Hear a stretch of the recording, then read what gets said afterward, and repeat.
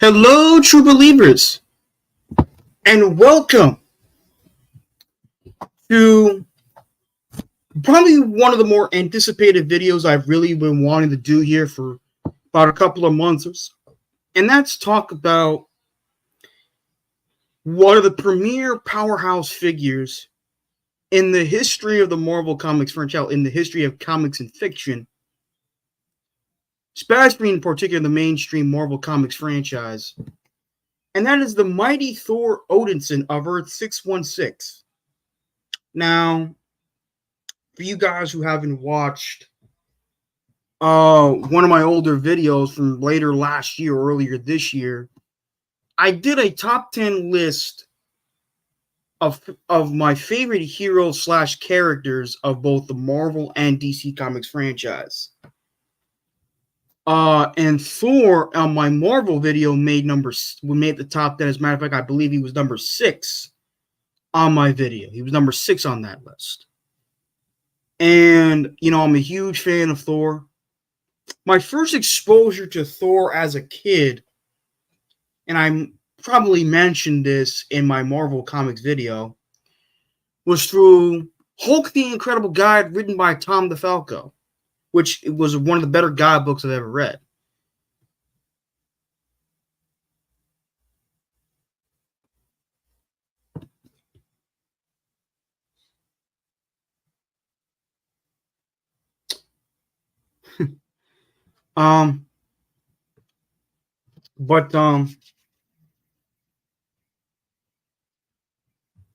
I pretty much, the first time I saw Thor in action was through the episode Mortal Bound of season 1 of the 1996 Incredible Hulk animated series, in which he was voiced by legendary actor from the UK, John Rhys Davies. And when I heard his voice, I'm like, wow, that's Thor to me. Don't get me wrong, I like the way how Rick D. Wiseman voiced the character in the 2010 animated series, Avengers Mighty series, which is probably my favorite animated adaptation of the character. Okay? I may talk about that, though, in a separate video. But for those of you who are wondering, I'm a huge fan of Thor. Thor, to me, is not only a great character, but a legendary character. He's one of the most powerful superheroes, not only in the Marvel Comics franchise, but in the history of comics and fiction. I mean, there is a reason why his level of power, pretty much since his conception, has often compared to not only some of his other powerhouse heroes in the Marvel Universe, but even other characters like Superman. Because Thor is so freaking strong and durable as hell, it's ridiculous. Considering the fact that Thor right now, especially in the highly acclaimed, highly regarded Immortal Thor series written by Al Ewing, the same guy that wrote the excellent Immortal Hulk series, which is probably considered the best Incredible Hulk comic series since Greg Pak's World War Hulk series. Thor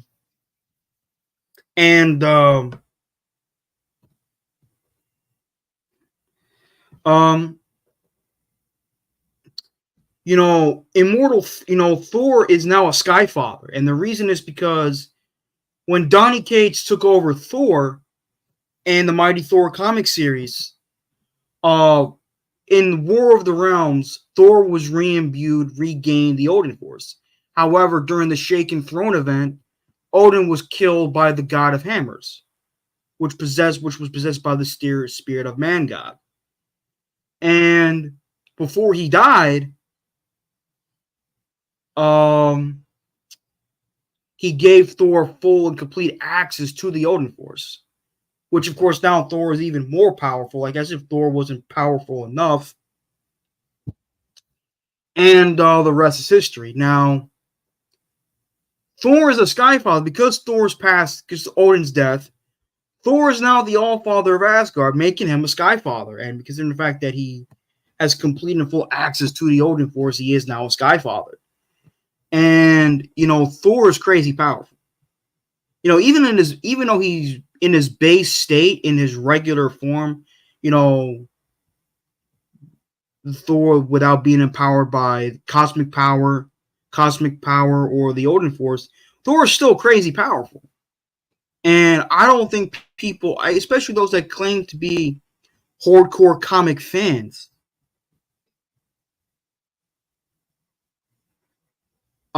people don't respect Thor's power, and that to me is stupid. Which to me is just as stupid as bitching complaining about how powerful Superman is. You guys know how I feel about those son of bitches. I think Thor, he's gone through a great deal of character development, progression, from story arc to story arc, from comic book era to comic book era. I mean, Thor is one of those characters that I think will be remembered forever. Well, as long as the Earth still exists, and I think Thor, as long as we've had good writers and good artists that understand the importance of this character and how special he is, I think he'll be remembered forever. As I said, until the Earth's no longer with us. But, I love Thor. I think he's a wonderful character. I think he's a character that has learned a lot over the years. That if I was, do I think he's the greatest Avenger? No, I think he's one of the top 3 greatest Avengers, along with Iron Man and Captain America, Steve Rogers. Thor has been a part of the Avengers pretty much since the beginning. The Hulk has been an on and off member. Hercules hasn't been on the Avengers for too long, even though he has been a part of them. She-Hulk has been a part of it a lot longer than her cousin, but she also has been a part of other teams. But Thor has been pretty much a part of the Avengers since the beginning.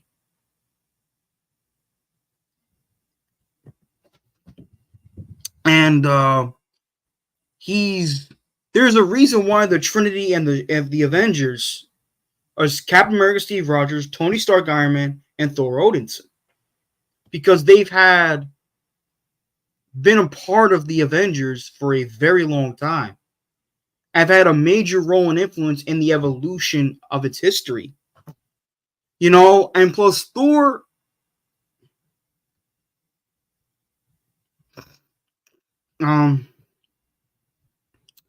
Thor has been, a major part of the Avengers, and for good reason. Well, what I like about Thor is his humility. And, let's not forget Thor, for once a time ago, was a proud and arrogant son of a bitch. And his father Odin said, you need to learn some humility. So he took his power from him, reduced him to a mere mortal. And Thor, during that time, for a period of time, had to learn what it's like to be weak. And of course, Thor gained not only humility and kindness, but wisdom. And, that's what character development is. Thor, like Superman, he deals with cosmic threats that can threaten the whole planet and the universe. But he also deals with small, like if some asshole was robbing a bank, he'll go stop it. What makes a hero great is not how powerful the hero is. It's the heart. I've said this.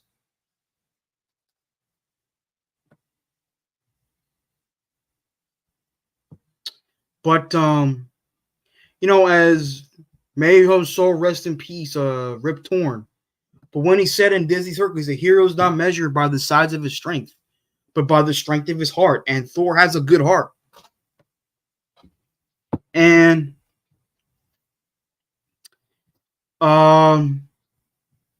but yeah.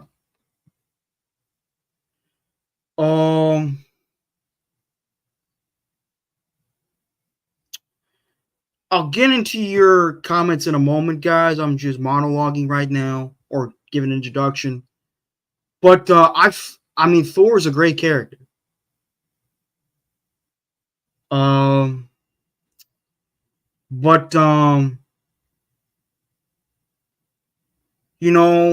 I've read some of Thor's comics. From what I've read, they were pretty damn good. The one comic I really want to read right now is Thor World Engine, where it's the comic where with his bare freaking hands, he reversed the World Engine. to prevent Ragnarok and the end of the fucking universe. Like, holy shit. If that's not powerful, I don't know what the fuck is. You know? I think did I get Blood Oath? I don't know if I've gotten Blood Oath, but that was a story I really wanted to get into. But I love Thor. I think he's a wonderful character. All right, now let me get into your comments. I see 6 people are watching with us.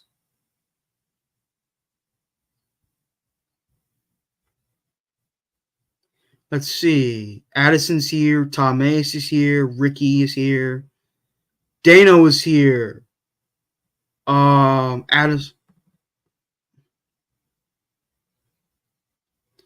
I'll get into that in a little bit.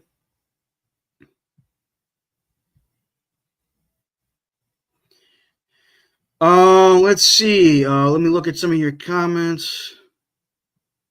I'd like to get hammered. I'll do She-Hulk. Okay, a little sexual innuendos. Okay, Addison. What is my favorite version of Thor? You gotta be a bit more specific. Are we talking about comic version, TV version, or movie version? Because in the movies is the MCU. We've only got the MCU. But comic version, I do like the Ultimate Universe Thor from Earth 1610. That dude is badass. But my favorite version of Thor is the one from the mainstream continuity. Earth 616.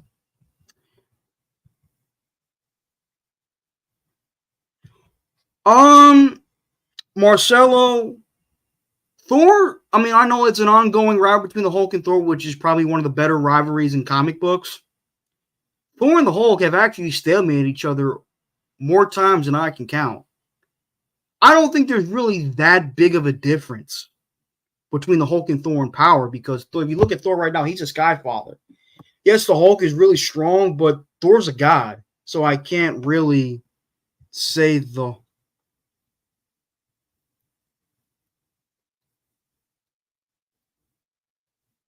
Sarah, yeah, she told me that. She told me she really likes Thor, but she's never read the comics. Not that I'm bashing her, but she's never really gone to the comics, but I'm glad she does like the character. Let's see. Private chat. Let's see what's in the private chat. Nothing. Let's see. Oh,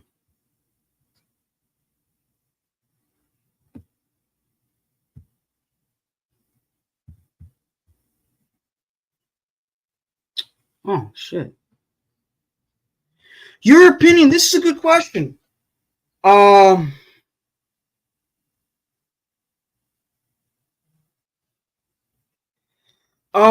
think he's great.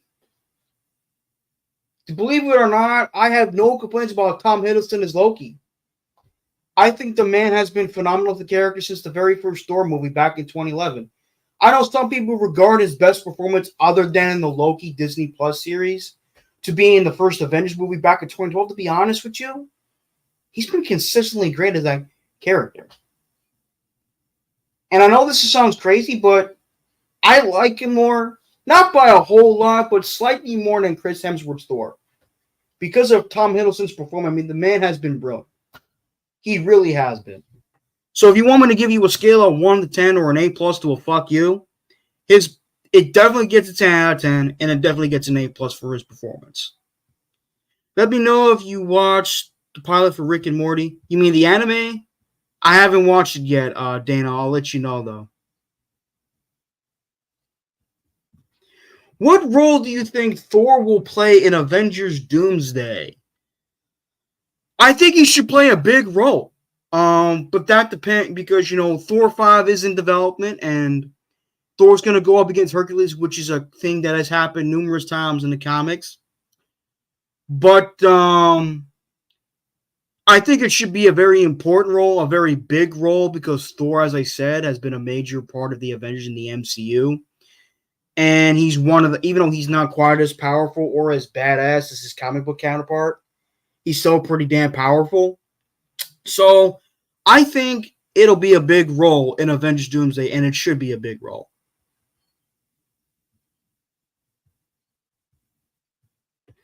Ever see the yeah, no, and from what I've seen, based on the clips that Chris Stuckman showed me on his review, it fucking sucked. Think Thor, I don't think they appeared in it, no, but I could be wrong.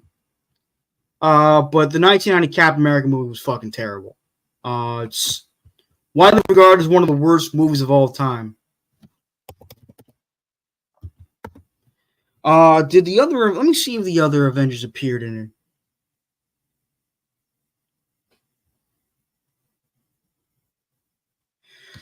I'll get it to you in a moment, Ricky. I'm just looking up this thing right now. Yeah, that fucking movie was terrible. Who played Captain America? Matt Salinger. Yeah, he fucking sucked.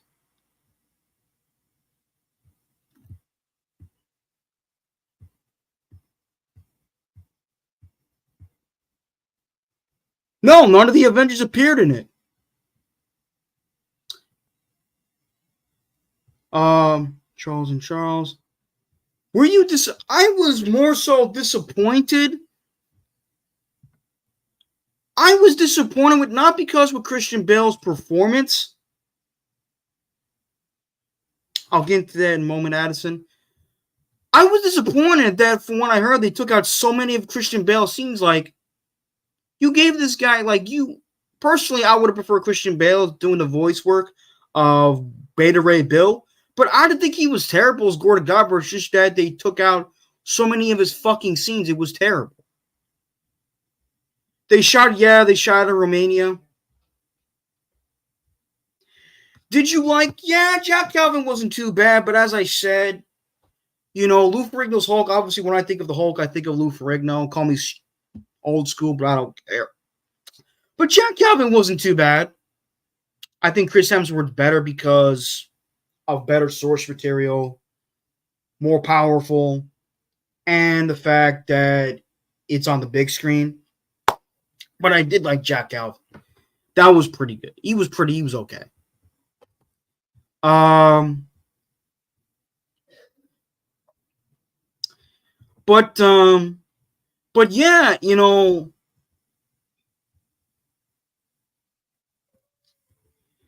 the 1990 Captain America movie is still highly regarded to this day as one of the worst movies of all time. Thank God for the Marvel Cinematic Universe. Thank God. Well, the early years of the Marvel Cinematic Universe. Recently, not so much. Although Deadpool and Wolverine was fucking amazing. But yeah. I mean, Chris Evans, did that character justice. As much as I liked him as Johnny Storm, I kind of like him slightly more as Captain America. Yeah, I know I'm a bigger fan of Captain America than I am of Johnny Storm. If you could smack one person in the face with Mjolnir, who would it be? LOL.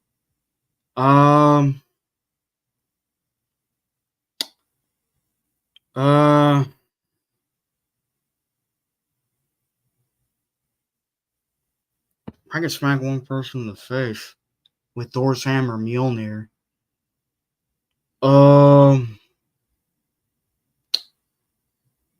I have no idea. That's a good question. I'm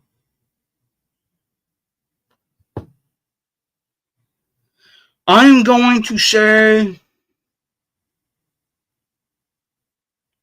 Colin Cowherd. I'll just say that. Might wake him the fuck up.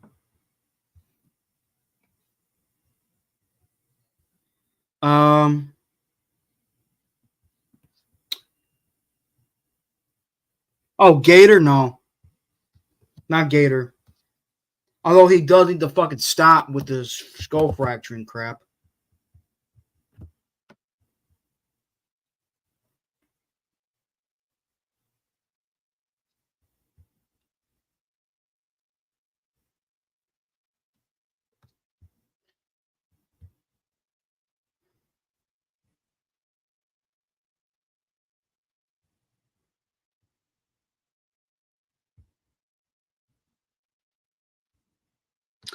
But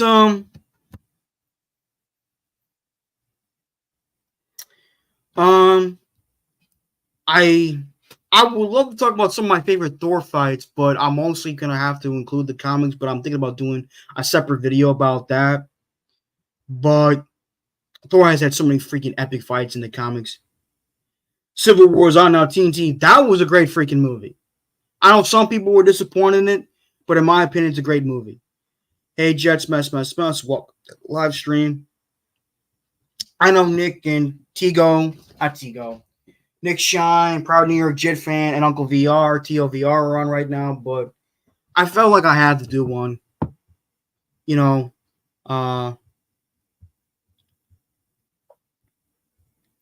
the Avengers is on FX too. Yeah, the first Avengers movie, I think, is an absolute classic and gem. I think it's still to this day not only one of the all-time great superhero movies, but one of the all-time great movies in general. I mean, that movie. Get to you in a second, Dano. That movie, to me, took superhero in some degree, in some extent, took superhero movies to new heights. Yes, we had X-Men in 2000, which was good, but this one was better. You know? This is not Jets talk, Dano. I know you're would rather talk about the Jets, but no, I want to stay on topic. Did you hear that F4's credit scene is going to show Doom off in the... Yeah, I heard about that, and that's very interesting. I actually made a video about this, Ricky, and I think it's interesting. I know he's also going to play a variant of Iron Man, so it's Tony Stark in the MCU. But I think, look, I know some people were kind of think this was a desperate move. I think it's, first of all, did I think it was brilliant for them to bring RDJ back? Yes. Because if it wasn't for RDJ, the MCU wouldn't be as big as it is today because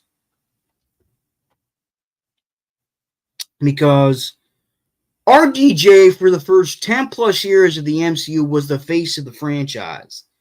And for good reason.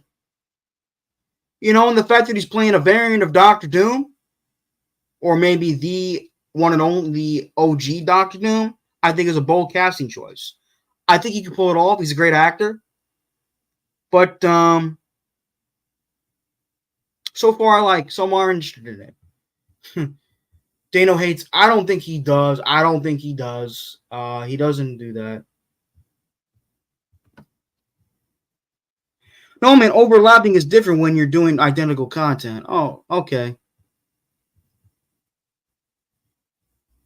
But back to when I said about the Avengers movie. The first one from 2012.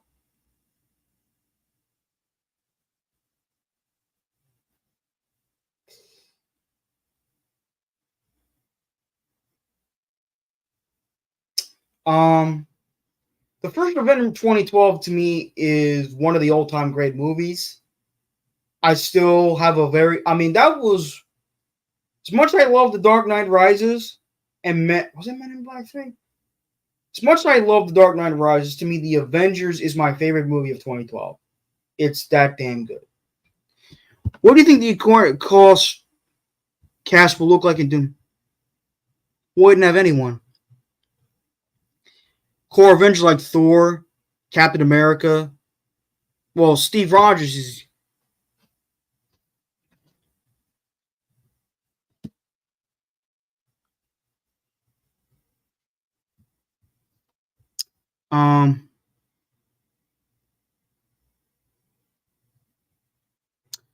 They said it wouldn't have everyone. Well, Captain America... Well, Steve Rogers is not dead. He's just old. You got Sam Wilson, who I really like. You got Hawkeye, Jeremy Renner is Hawkeye. I still like him. You still have Tom Holland Spider-Man, who obviously a lot of people love. The Black Widow is dead. Natasha Romanoff is dead. But yeah, that's a good question. I have to think about that. If I wanted to get back into Marvel, I would. I love Daredevil, Arrow, and Flash. Arrow, I may talk about that in a future video. But Flash, I've heard the series has been inconsistent. Daredevil, the Netflix series, was a fucking masterpiece. But I'm gonna have to get back to you on that, Dano. I got something to think about. Well, Spider-Man be there? Fucking course. He better be. Personally, I wanted Mads Mikkelsen to come back as Doom, mainly due to his accent. Don't remember who Mads Mikkelsen is. Can you show me who he was? Doomsday. Sam Wilson will be there. Yeah, Anthony Mackie. I know a lot of comic book fans for some reason didn't give two shits about the Falcon. I read a little bit about him in the comics. He was fine to me. Yet when I saw Sam Wilson take up the character of Captain America Winter Soldier, which in my opinion is the best Captain America movie of all time, just my opinion, I thought he was great. I thought he really gave that character justice. And I'm very happy to see what he does with the mantle of Captain America in the upcoming Captain America movie, Brave New World. Part of me wanted to sing like a Disney, make it turn into a Disney song, but I stopped myself. But, who is Mads Mikkelsen? Let me look his ass up.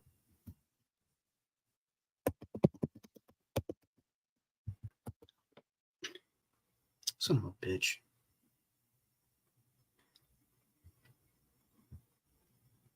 Mads Mikkelsen.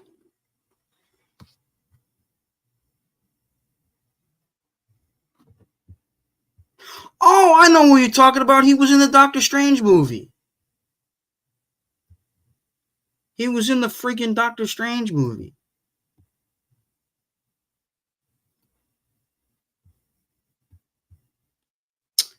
Oh, fuck.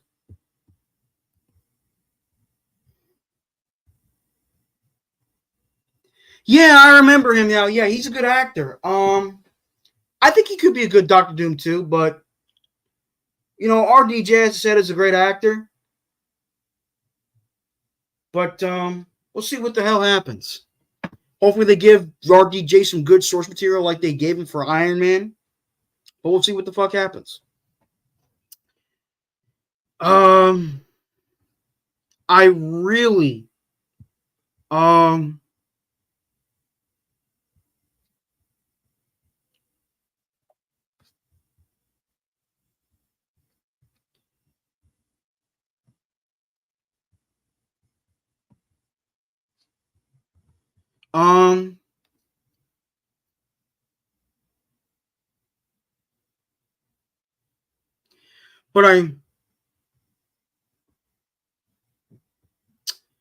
but yeah, as I said, man, I really now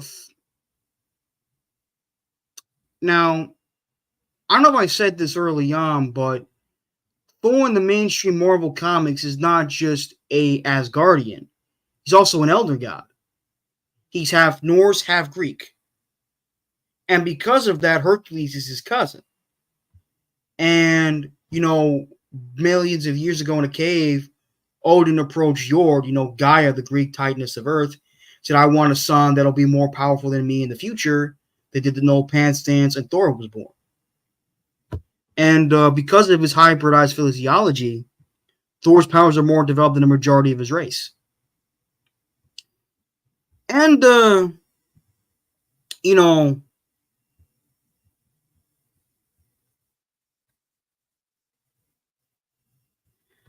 unfortunately, no. She's probably sleeping right now. I'm not at her apartment. I'm at my house. I'm glad you guys saw my grandmother. She's a wonderful woman, but no, she will not be making an appearance tonight. I'm so sorry to hear that. Say that. So sorry to disappoint you guys. She's not really into comic books and superheroes. She has her own thing. But yeah. Check on the Yankee game.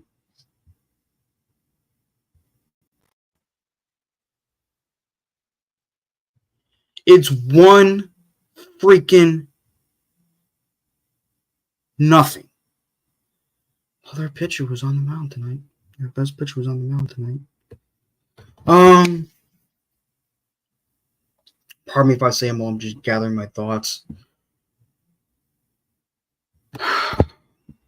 Any Thor-related questions you guys want me to ask? You guys want me to answer? And Noah cannot be sexual, and Noah cannot be related to Gator Skullcrows. Crazy.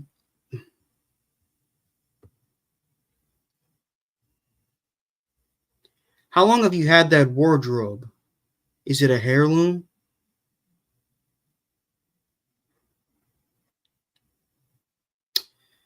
Um,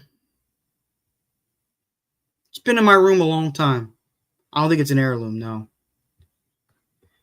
How do you think? I think it's interesting, although I'm still a little pretty pissed that they're doing a female Silver Surfer. Hopefully, they get the real one eventually, but I do like the cast for the fantastic, Pedro Pascal, Vanessa Kirby. Those I don't have a problem with. I'm just hope they don't woke it the fuck up. Because if you could pick a single human to cast for a hypothetical new Thor movie, who would your number one be? Could be alive or dead, but nobody who's already played Thor. Well, Chris Hemsworth, with all due respect, I had no idea of the dude's existence until I saw him in the first Thor film, which I thought, I do like him as Thor, don't get me wrong.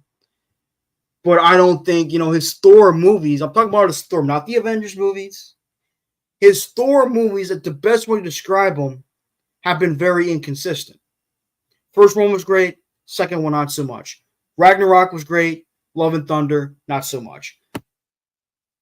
They've been inconsistent. Uh,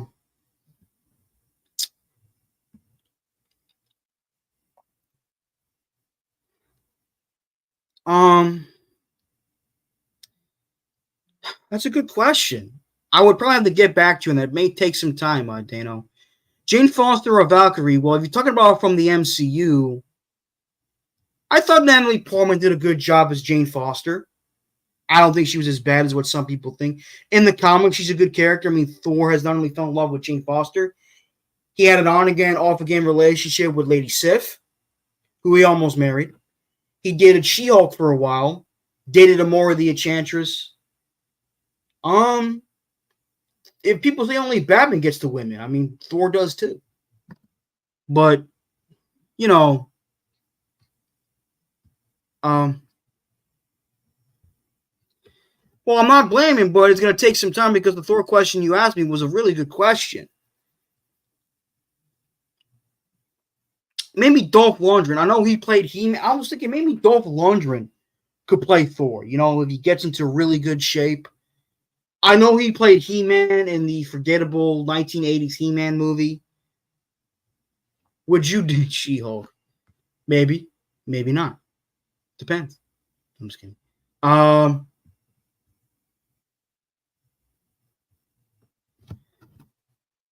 oh, but what about someone from WWE? Goldberg? Uh, he does have the size for it. I don't know. I'll have to get back to you on that one, Dano.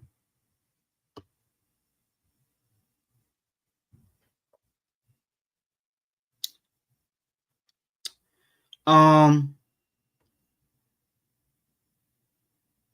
no, not Seth Rollins, not Roman Reigns, not Cody Rhodes. I don't know, man. Maybe Brock Lesnar.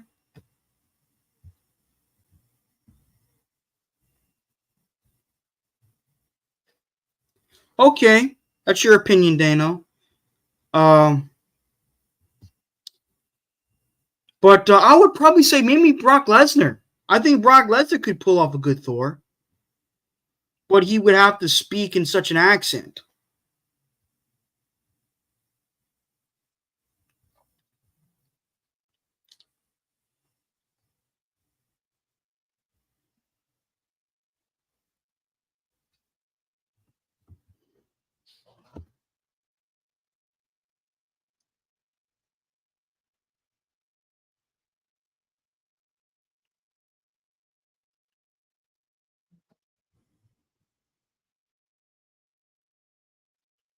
Georgie. Wow, I have a new freaking subscriber.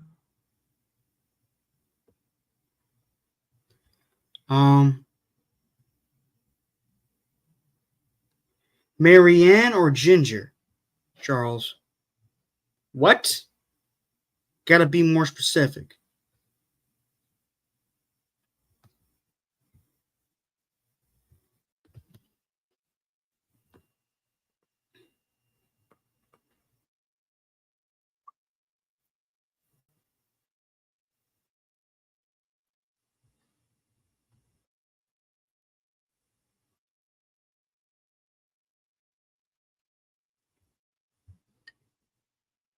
Oh, Gilligan's Island. Oh shit. Gilligan's Island was one of my favorite retro shows as a kid. Um, I kind of had the hots for both of them, so I'd say both.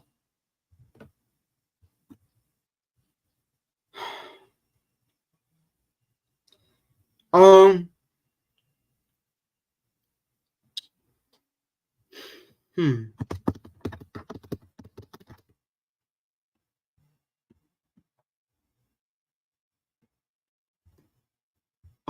Let's see. Let me show you guys some of my Thor comics that I have with me. No, no,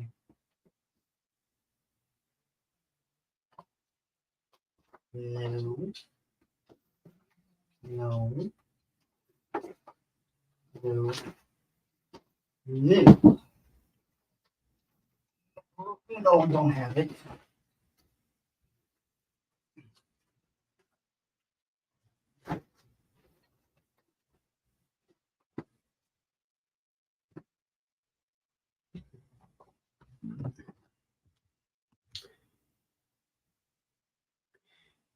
Lester could be a great Hulk. True. Would you date She-Hulk or Titania? Are we talking about the ones from the MCU? No. In the comics, maybe. I got Thor Masterworks. Rest in peace, Stan Lee, Jack Kirby. Let's see, what else do I have? Batman Hush, no, no, no, no, no, no. Okay. Um, I come home Thor. I come home as Thor. God bless you, man. You must be really in good fucking shape.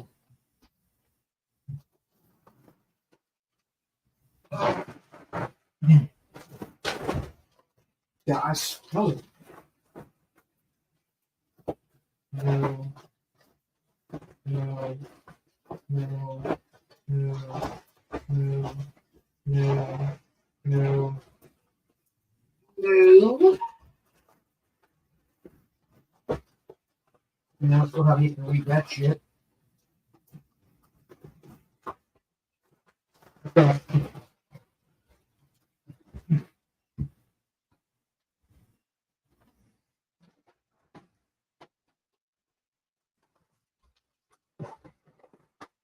I don't think I am.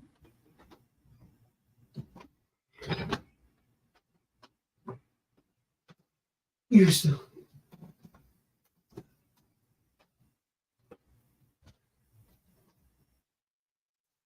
No. I still gotta read the last Ronin. Don't worry up big. Johnny, I will read that.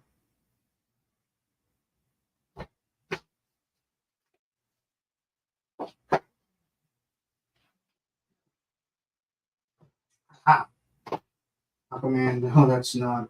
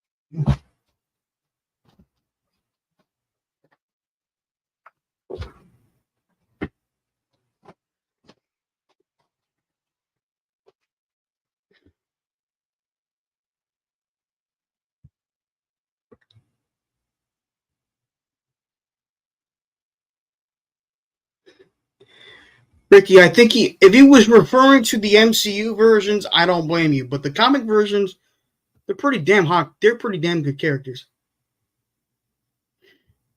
And Scarlet Witch. You mean Scarlett Johansson and Elizabeth Olsen? Don't blame you. They're both very attractive women.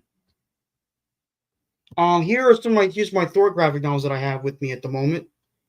Here's Thor World Engine, written by Warren Ellis, drawn by Mike Deodato Jr. Mike Deodato Jr. is highly regarded as one of the greatest artists of all time.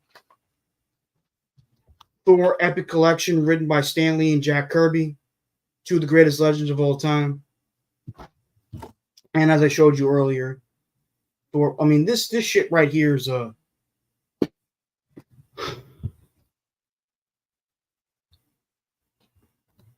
Who did Halle Berry? Yeah, Halle Berry's a very beautiful woman. She was attractive as Catwoman, but the movie sucked. Looks like Kazar. What do you mean, man? You mean with the hair? Surprised you remember who Kazar is. Kazar's another good character.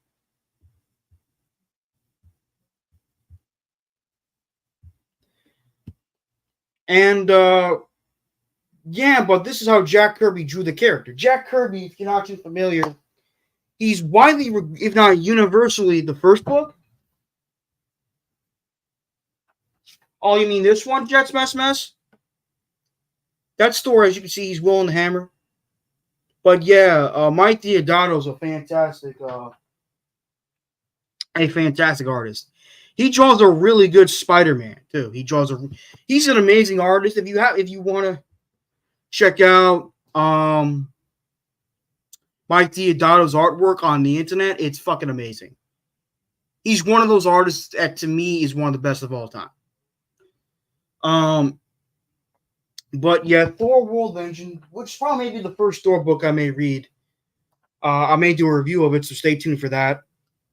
This is where this is one of the greatest feats of raw strength Thor has ever done in his illustrious career. Where he reversed the freaking World Engine with his bare fucking hands. Okay? You know, it's funny. I don't really watch Death Battle, Screw Attack's Death Battle that much anymore, but when they did the Death Battle between him and Wonder Woman, they did Thor so dirty, like they omitted. They failed to mention the time where he reversed the World Engine with his bare hands. If you're gonna observe and analyze each character, you gotta go by every feat that they've done. And they failed to mention that. That was stupid. I love Wonder Woman, don't get me wrong, but to me, she loses to Thor. That's just the way I feel.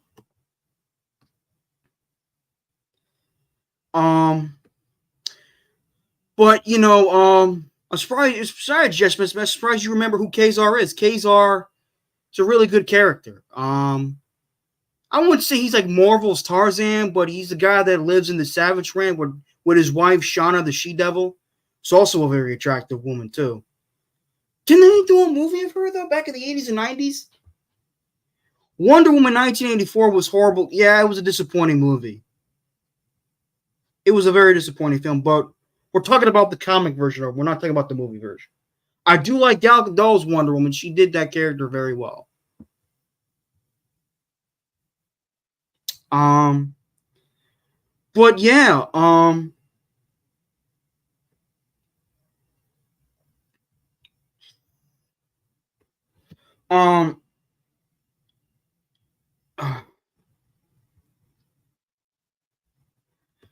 no, I am not stoked for Kraven the Hunter, Ricky. I know you're in. I forgot to tell you you're into it. I'm not gonna watch it. I don't trust Sony. I'm not against the actor. I'm not against the character. But to me, Kraven an anti-hero to me is stupid. Not everyone's like Eddie Brock / Venom, where they can be both a villain and anti-hero, or even Slade Wilson / Deathstroke. I'll get back to you in a moment. But I know the Rhino looks a bit better than the crap we got in the Amazing Spider-Man 2, but I don't have much faith in Sony. I'm sorry. If you're into it, look, I'm not. Don't make my opinion stop you from watching the movie. You're into it. God bless you, man. I keep Disney Plus, Netflix,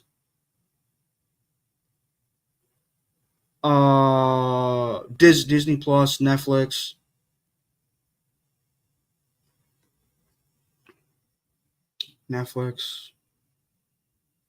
Max. I keep Max. That's about it, really. Yeah, that's about it.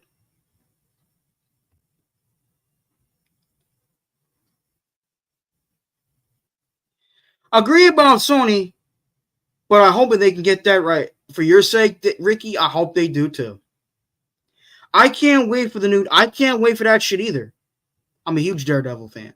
Anyway, um, but yeah,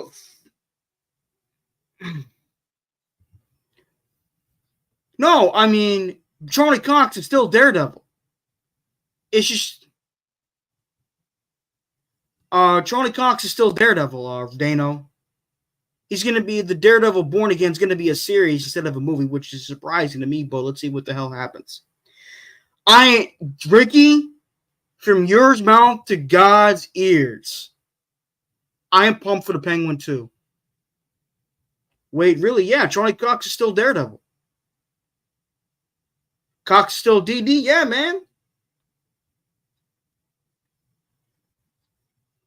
But anyway, back to Thor. Um, the last lecture was a hottie. You mean, well, Jennifer Gardner. I mean, the one who portrayed her in the MCU. She was fine. But Jennifer Gardner is a very beautiful woman. I don't care what anybody says. I know a lot of people weren't crazy about her in the '03 film with her ex-husband Ben Affleck, as well as was it 2004 or 2005 when the Elektra movie came out. But it was good to see her in Deadpool and Wolverine. She was great. I don't care what anybody fucking says. She was great in that film.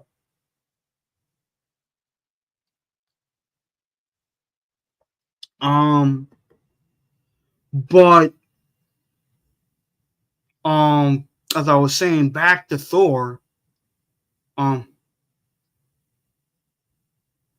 yes, that's a fact right there. John Bernthal is coming back as a Punisher. He was good, although I did like Thomas Jane as the Punisher too. Um, and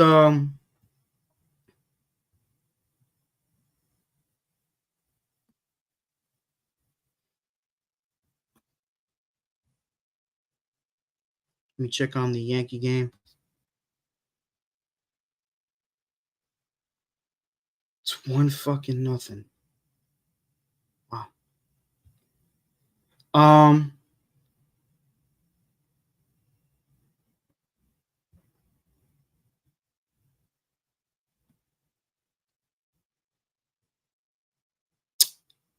I'll be right back, guys. I'm gonna go get myself a bottle of water. Yo.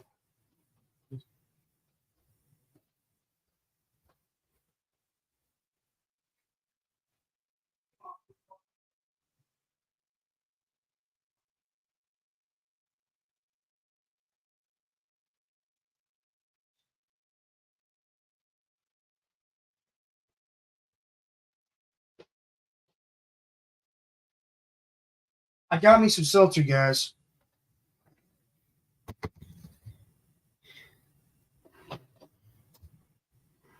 Charles, in that Punisher movie as an extra, it was filmed here in Temp, but you can't team tell it's me. I'm so far away. Wow, didn't know about Ricky. Good to know.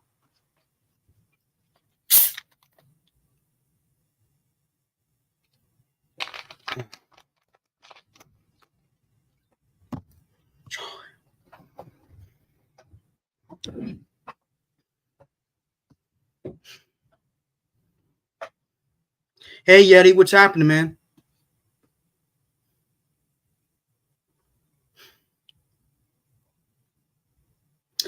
But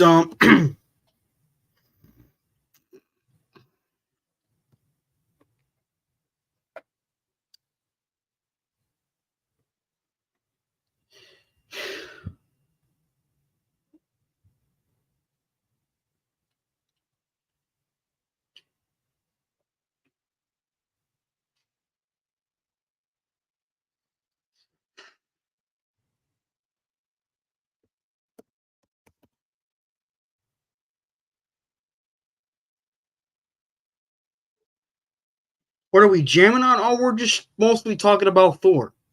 I know you prefer Hawkeye and Green Arrow, but I feel like doing a live stream where I mostly talk about the God of Thunder himself, Thor Odinson. No, thank you.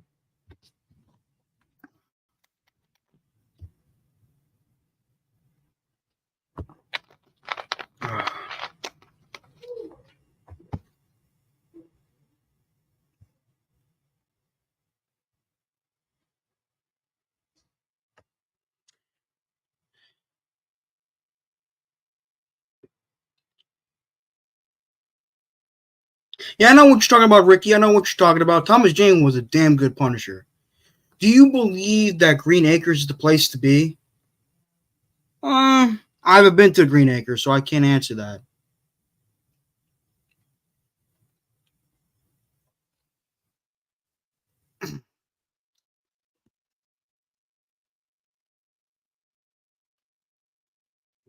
Uh,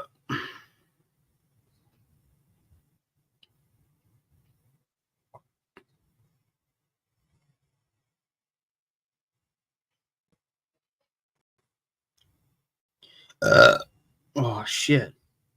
Excuse me.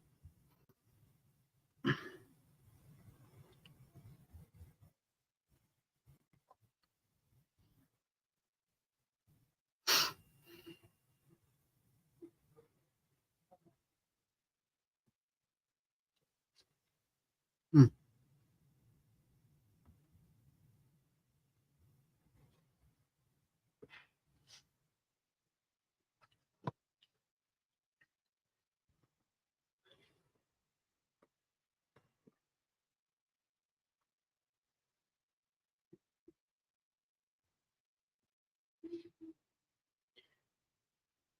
I'm not working yet, Dana. I'm still looking for a job. Charles, where do you rank Infinity War among the MCU movies? It's my favorite of the Marvel Cinematic Universe films.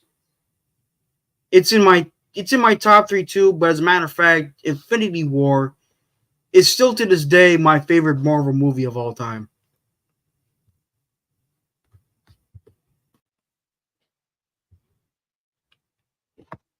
Infinity War is incredible. And seeing Thor's entrance with Stormbreaker, bring. I'm doing a live stream.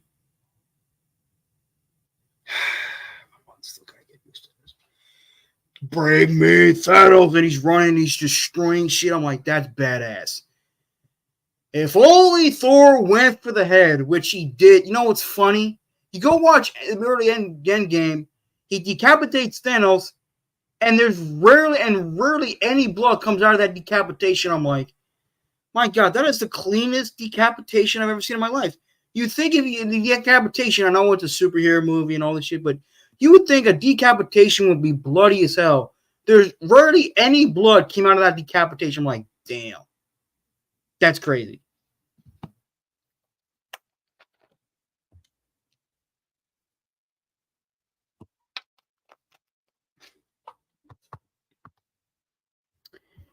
I'm glad you talked about this, Dana, because Thor has used an axe before in the comic books. Before he used Mjolnir, he used an axe. Let me look up the name before I butcher it.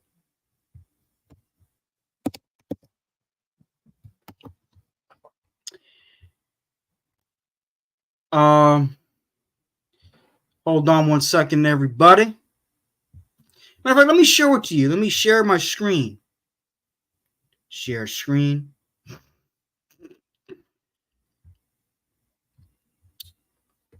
Thor Odinson.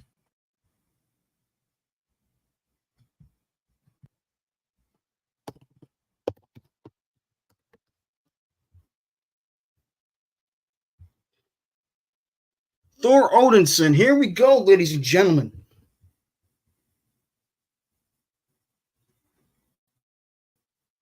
Dun, dun, dun, dun. His relationships. Go down to fucking weapons. God bless, we're not talking about that shit. He does have a new weapon called Tormod, which is an axe hammer hybrid.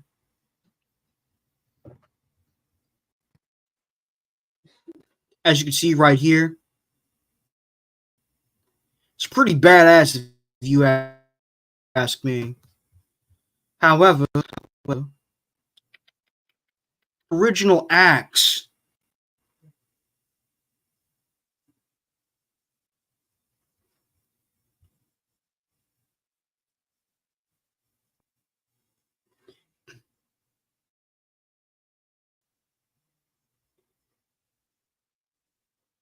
Good point, Ricky. Good point.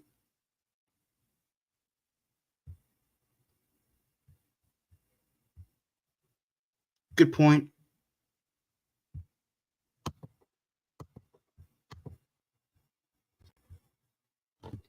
Former weapons. No, I think he still has it. Can't be destroyed.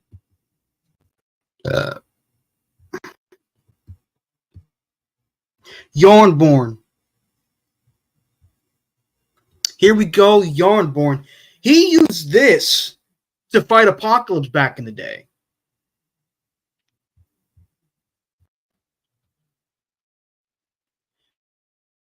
This is Yarnborn, fellas. He used this to fight Apocalypse back in the day.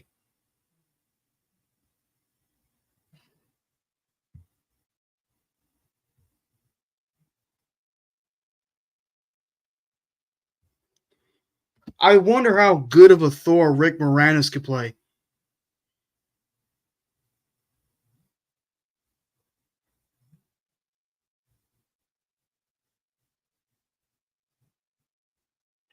I want Rick Moranis. No, I like Rick Moranis, but he would not be Thor. Super. I wouldn't say he's Thor on Superman on steroids. Marvel downplayed him. How do you make a god the fourth or fifth character on the Avengers? I'll take calls. Don't worry, Yeti.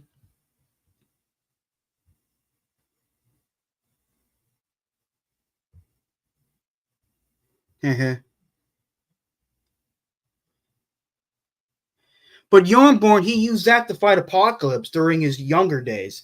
I know it's like kind of weird saying about Thor, considering that Thor is like thousands of years old in the Marvel universe, and yet he still looks so damn young. But when Thor was in his youth, in his early adulthood, he took on Apocalypse, who was one of the most powerful mutants in the Marvel universe, especially on planet Earth. And he, in order to combat Apocalypse, he put a blessing on Yarnborn, and with one cut, he damaged Apocalypse. Apocalypse got so pissed about it, but I'm like, bruh, I will put the link in, Yeti, so don't worry. See if the Yankees won or Clay Holmes fucking blew it. Yeah, Clay Holmes fucking blew it. It's 1-0, top of the 10th. It's 2-1. But with all due respect, Thor is.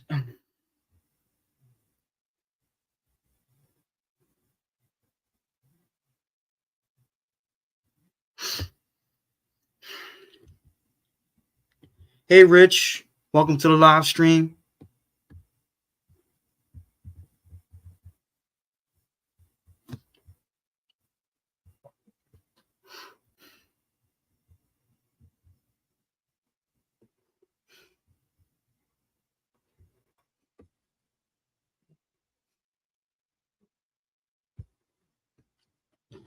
And he put him when he.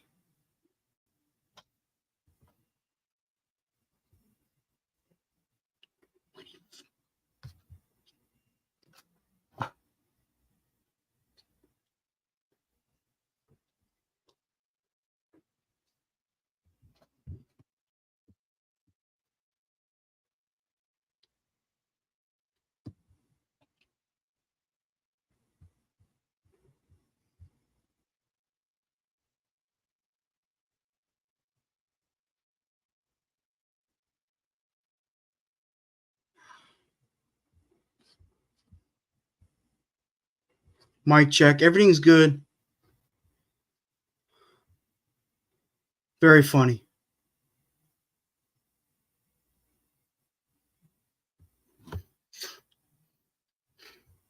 I can't jump over because that was Gator that edited the video. Des Thor can fly. He can even fly without his hammer. Odin battled Apocalypse. He sent Thor as his opponent. This is true in Marvelverse. You are a very fart smeller, Charles. Good Family Guy reference. Thank you.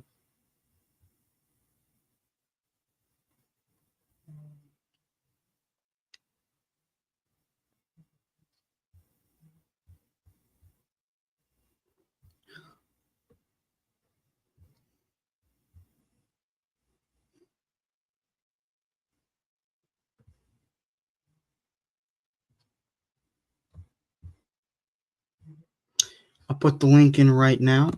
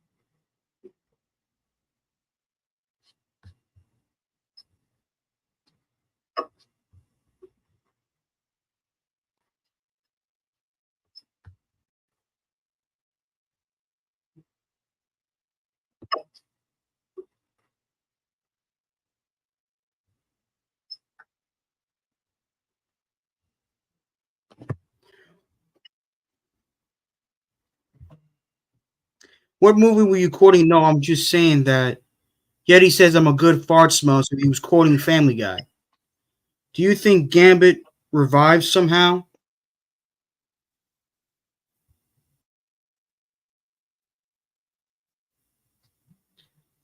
Um, I don't know. That's a good question. Anyways, I posted the link in the chat. Let me get the star out of there.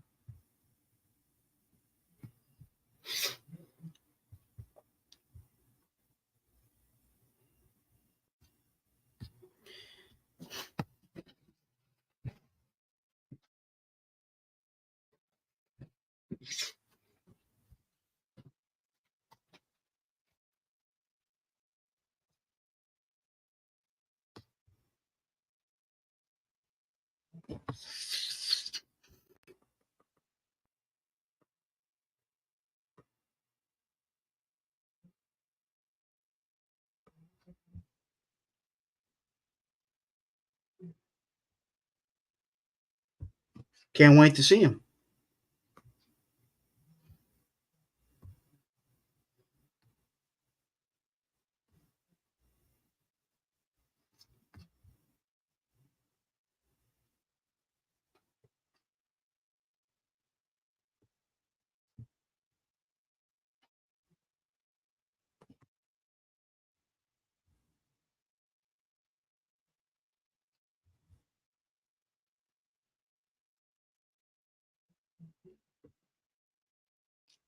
I just said Family Guy.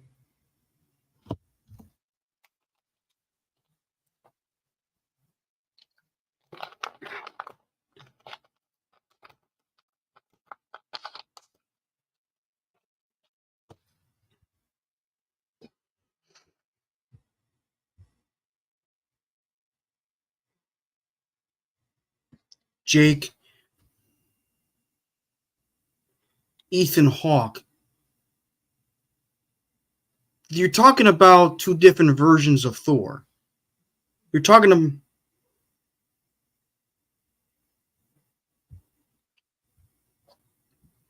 I can't.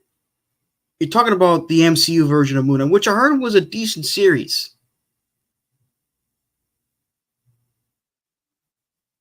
Um, Ethan Hawke's another very good actor, but Moon Knight's has been portrayed as a very weird character in the comics. But you know, it is what it is. Mm-hmm.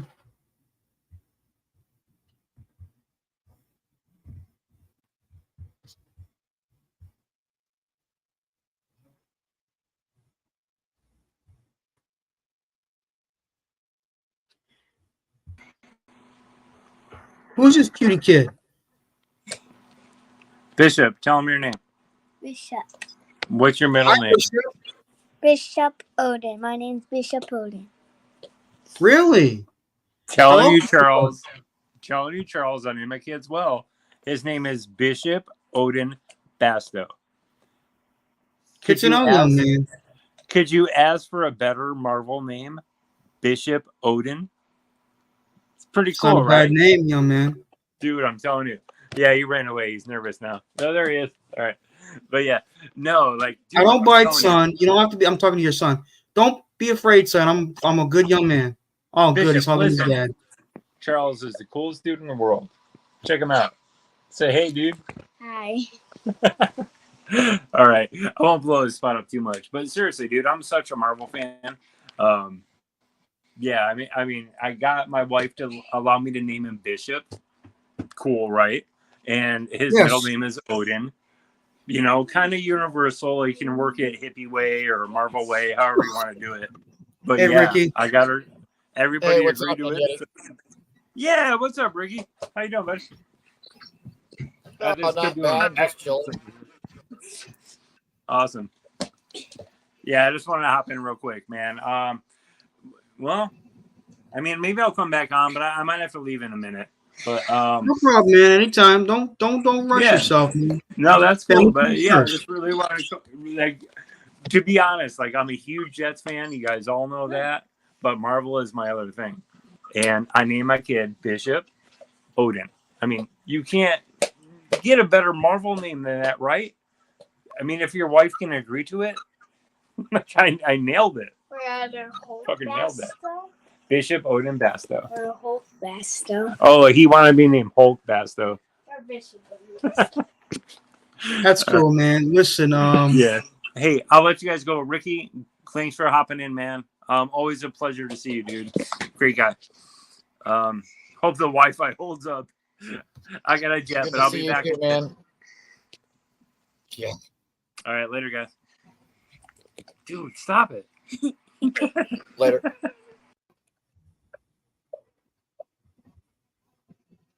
how you doing, Ricky? I'm doing good. I wore this shirt just for you, Charles. The Venom with the Jets thing. New Yeah, York I Jets see shirt. that. I see that, man. Like I just ordered myself a Spider Jets shirt the other day. It's pretty dope. I'll send it to you on Discord. But they actually have like an Iron Spider hoodie that's like a Spider-Man one. It's a Jets Spider-Man that I'm really tempted to buy, but I probably can't afford to do it right now. At any rate, yeah. Infinity War is probably my favorite of all the MCU movies as well. However, like, man, it's really hard for me to not put No Way Home in there, though. Like, No Way Home was phenomenal. Like, I'm such a Spider-Man fan, dude. Having like all the old villains, you know, together in one place, and all the Spider-Mans together in one place. Like, I mean, and I know that there were some scenes and some things that they put in there, you know, just for fanfare. And you know what, I you know, I just love that movie. That's like a movie that I can watch over and over and over again. Same here, man. I don't blame you. I mean, I've only seen it once, but it was a phenomenal film. I'm a huge fan of Willem Dafoe.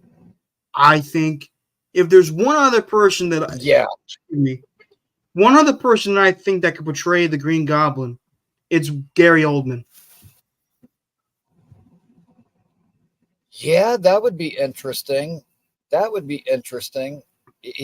done a lot of different things and done them well. So I can't. I mean, he was an excellent Commissioner Gordon. Yes, he was. He's good in that. He was good in Dracula. I mean, he's been in a lot of stuff where he's good. I like him in the Harry Potter movies. I mean, oh, he was great as Sirius Black. Yeah, man. Like, yeah. He Why was so good as serious? Winston Churchill. Yep.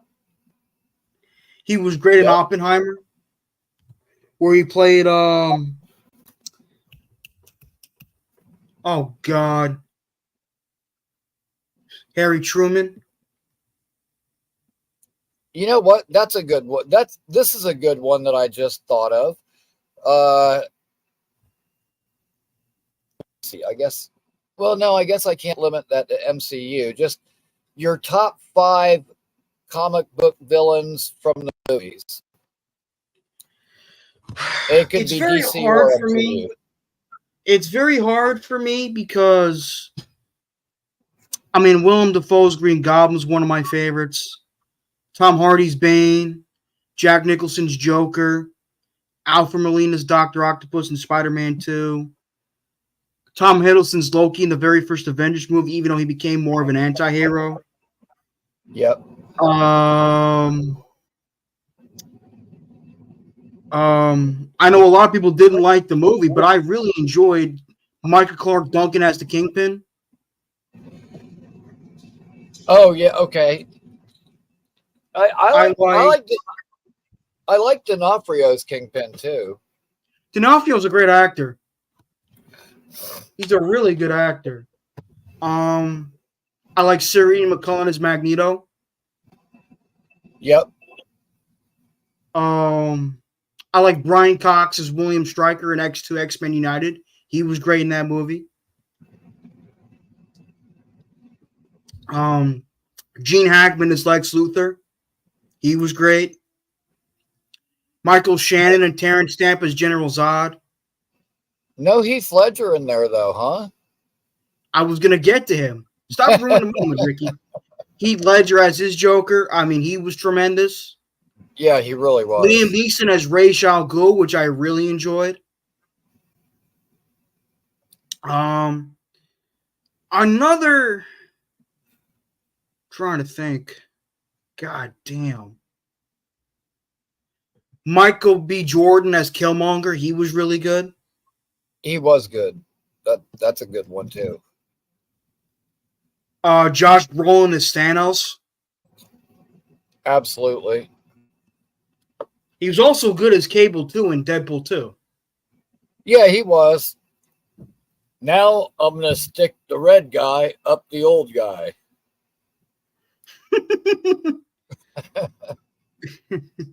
Trying to think. Son of a gun. Fuck.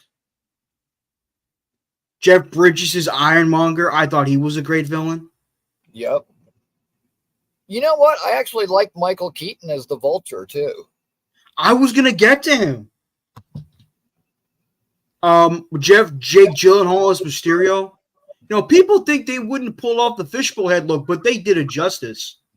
You know what? They really did. And I've got to say, like, not the end fight scene, because in the end fight scene, you know, Quentin Beck isn't really in the full outfit.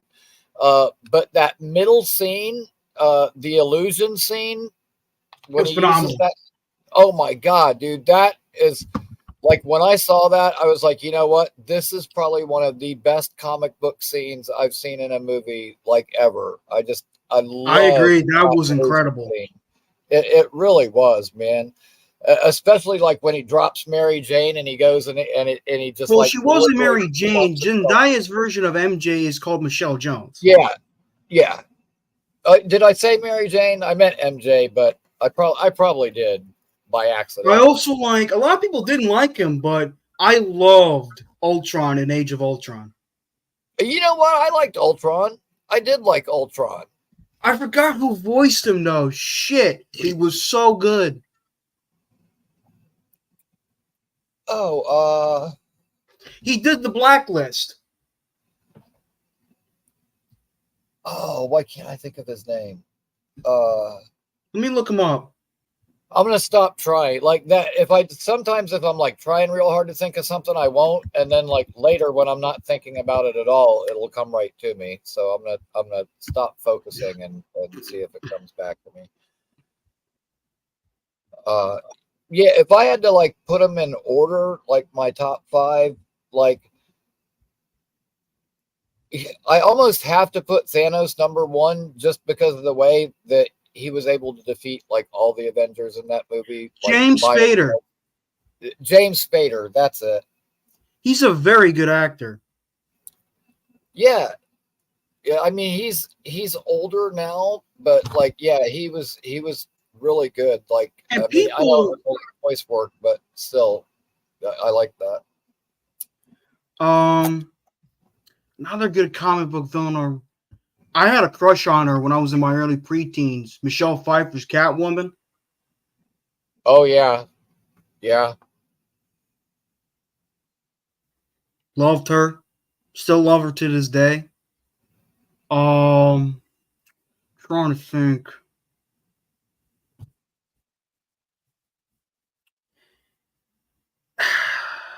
Dude, you're not telling me anything. Like as a little kid, hell, I like Batgirl from the old Adam West series, pointy boobs and all. You know, that's like when I was a kid. That was on TV all the time. My mother got into Batman through that show. She loved Cesar Romero as the Joker. Right? Yeah. You know what? I met him once when I was a kid. Cesar Romero, how was he with you? He was okay. He was cordial. Didn't really say a lot. Actually, I was just kind of standing there. My dad met him, and but he was real polite to us, and didn't say a whole lot. It was very brief, but it was kind of cool because like the whole time I'm just like I'm sitting there looking up at him, and I'm just picturing him in the Joker makeup, acting all crazy. But he was just very kind of quiet and reserved. But he was a nice guy when we met him. That's good, man. It's great when celebrities treat their fans with respect.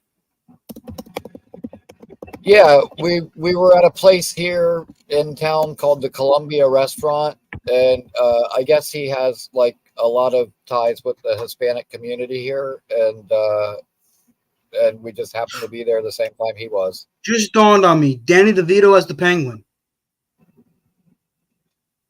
You know what? I was going to say Colin Farrell as the Penguin too. Like, man, what a good job they did with his makeup. Just like, he was incredible.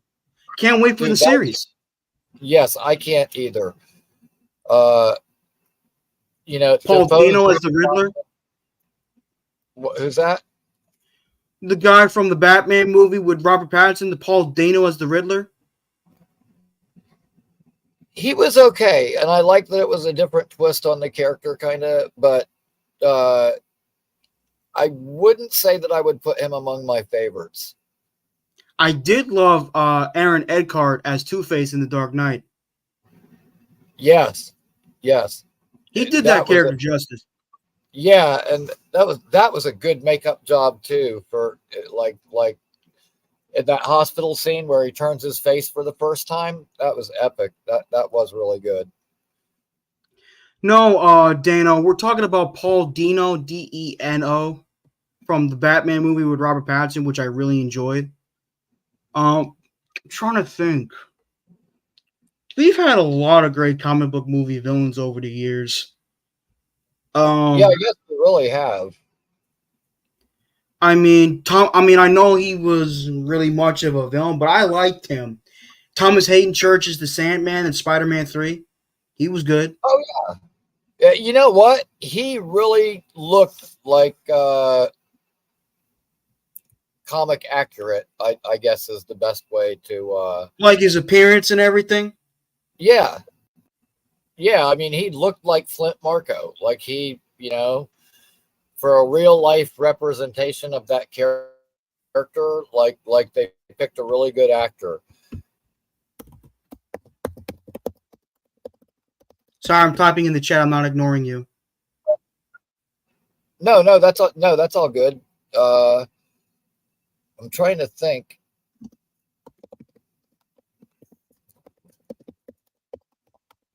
If there's anything that I missed.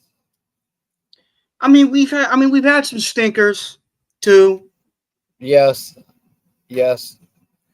And when I mentioned Gore the God Butcher earlier, like Christian Bale did a great job. I was just talking about the way they put the movie together, like, all the way. Well, they took out so many of the scenes. I'm like, why'd you do that? Yeah, and like, which MCU always changes things, from the comics to the movies. It's not always the same. But dude, like that storyline from the comics, they could have done so much with it. I agree. I 100% agree with you on that. Personally, I would have preferred if he voiced Beta Ray Bill. Right. Like if he used his British, because I think, is he British, Christian Bale? If they used his British accent. No, I don't think he is, but he can do a good British accent though. Let me go look him up. Christian Bale. I know he's from Christian Bale. Christian Bale. What nationality is he? Come on. He's an English actor. Oh, okay. Yet he thinks you're a Mr. Sinister type.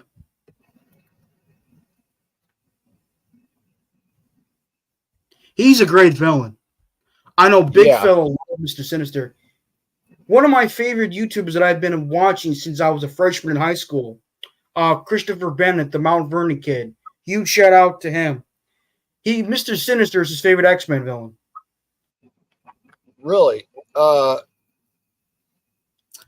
My favorite for years was Juggernaut. Now it's Apocalypse. Right. I still like Juggernaut quite a bit. He's more of a hero now because he's reformed. Right. Well, yeah, I guess that's true. I mean,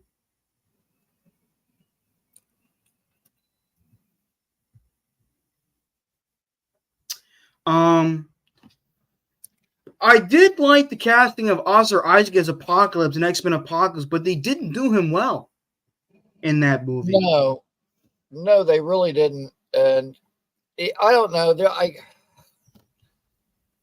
don't know what it was about that movie, but like just I wasn't into it like I was some of the other X-Men movies. Like X-Men 1 and 2 were great. Days of Future Past was awesome. X-Men First Class was awesome. Logan was great. The Wolverine was great. Yeah. I don't know. He just like the Apocalypse, like it just didn't seem like he had like real good chemistry with the other people, and like I don't know, just something about the way that character was like. Yeah, not one of my. I mean, it was a good movie, but like not one of my favorite X-Men characters. The way that he played that. I did love him as the voice of Spider-Man 2099 and Spider-Man Across the Spider-Verse. Yes. You know what? Now, dude, that's what's so weird. Okay, Morbius was awful, and Madam Web is damn near unwatchable. It's so bad. And so you think Sony sucks, but dude, those Across the Spider-Verse movies are fucking good. And hell yeah. And those are and the Sony. kid that voices Miles Morales does a good job. Yeah, I mean, those are dude, I love those movies. I could turn one of those on and sit here and watch it right now. But it's so weird. Like Sony can do such a good job on the animated stuff, but then their live action stuff is such trash. Like, so I'm really hoping they redeem themselves with the Kraven thing. I mean, I love Kraven. He's one of my favorite characters. It's one of my favorite Spider-Man characters. Yeah, it's already got one fatal flaw: the fact that it's a Spider-Man villain movie without a Spider-Man in it. So, I mean, I gotta take a point off right there. But It's got a lot of point outs for me, but that's another story. Right. But I like the fact that they're making it rated R. Well, it should be. Craven's killing people. Yeah, I brutally too. And I think should be. He should be. He's a freaking hunter. Well, I think they're trying to, in a sense, take a page from like the Daredevil Netflix and the John Bernthal's Punisher with the R rating and the violence like that. And I mean, you know what? I think that they realize that if they don't come strong with this one, that people are just going to stop watching their movies.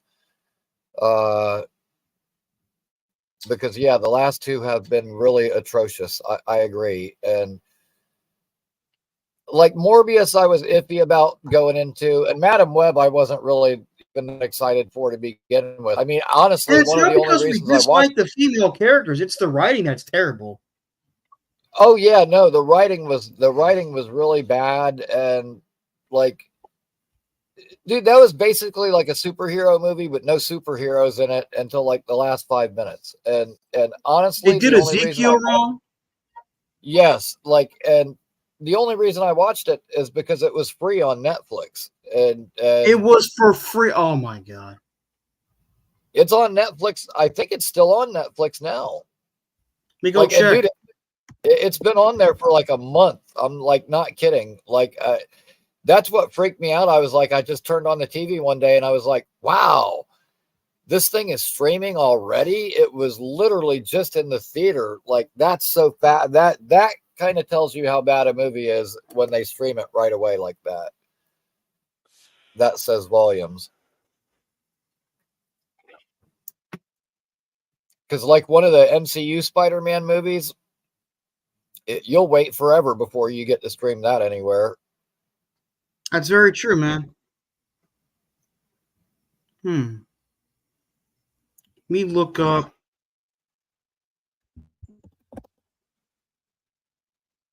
Yeah, Madam Web's on Netflix.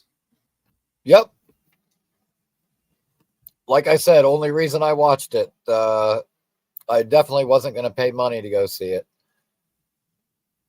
Let me think. I really like Tom Hardy as an actor. I think he's very good. I think he's very talented. I don't hate him as Venom, but they don't really do enough to stay true to his character.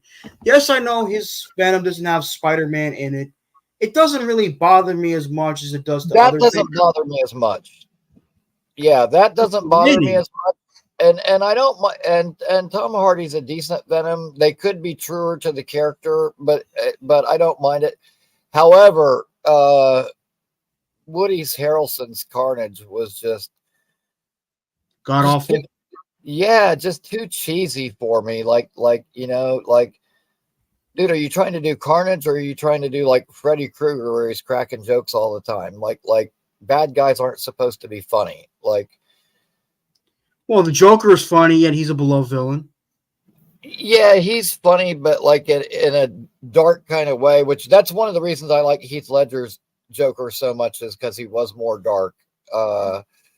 And that's not a bad reason. And dude, that's one of the great things about Tom Hiddleston as Loki is his chemistry and his interactions with Thor. Like, he's funny, like, even when he's not trying to be. Like, they've had some of the best lines between the two of them. Oh, absolutely, 100%. And you know what? I actually wrote that on a post. I can't remember if it was like Everything Always or like, you know, one of those people that always do the reviews of all the MCU stuff.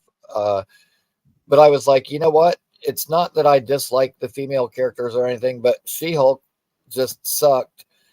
And Brie Larson, and Brie Larson doesn't seem like she has any chemistry with anybody. But if you look at the older movies, whether it's, you know, I'll say Thor and Loki, or say Sam and Bucky. They go back and forth, or even really Steve Rogers and Sam when they first met on the left. Oh, you call that running? Like just the back and forth. In Winter Soldier, the interactions between Cap and Black Widow, the way they're kind of flirting, but I literally thought they were going to become a couple, but no, they had to force it between her and the Hulk, which made no sense to me because in the first one she was scared shitless of the big green guy. Then all of a sudden, the second one, she's all horny for him. I'm like, really, bitch? Where the fuck were you during the first one? I mean, I can kind of see it, like, as she got to know the actual guy, not the green guy, and drawing the green guy. I'm just kidding. You know, I guess I can kind of see it in a weird opposite attracts kind of way. But dude, honestly, I thought the same thing as you. I thought Natasha and Cap were going to end up a couple because they seemed like they liked each other, and but dude, there was just some really good chemistry between the two of them. And Chris Evans was excellent Captain America. Yeah, and the writing for those was really good too. Rogers, I just act like I know everything. Like just some of the lines in that, and just little lines like that sometimes can make all the difference. But that's one thing I'm like a real stickler for now. And I was telling my wife that I was like, you can get some of the best actors, but if the writing's bad, the movie ends up bad or the show ends up bad. And I was so looking forward to She-Hulk because she's my favorite female hero in all of Marvel Comics. I've been a fan since the 1996 Incredible Hulk animated series. And I like the character. I like the fact that she has the potential to become the Wonder Woman of the Marvel Comics franchise. And when I saw who they cast, I'm like, okay, I heard she's a good actress. A lot of the writing in that series was shit. I hated what they did to Titania. Made her a Kim Kardashian wannabe. I never expected her to hook up with Daredevil. That, to me, I didn't mind too much. But it just was a poorly written series. And look, I had no issue with Megan Thee Stallion on the program. I know she's a beautiful woman. But you had She-Hulk twerking with her? What the fuck? Like, dude, that's like when it got to that point right there, it irritated me so bad and pissed me off so bad. Like, beyond that point, I almost had to force myself to watch the rest of them because it was so bad. I hated what they did with the Wrecking Crew. They're empowered by dark Asgardian magic. And they said, oh, they're dudes with technology. Fuck out of here with that shit.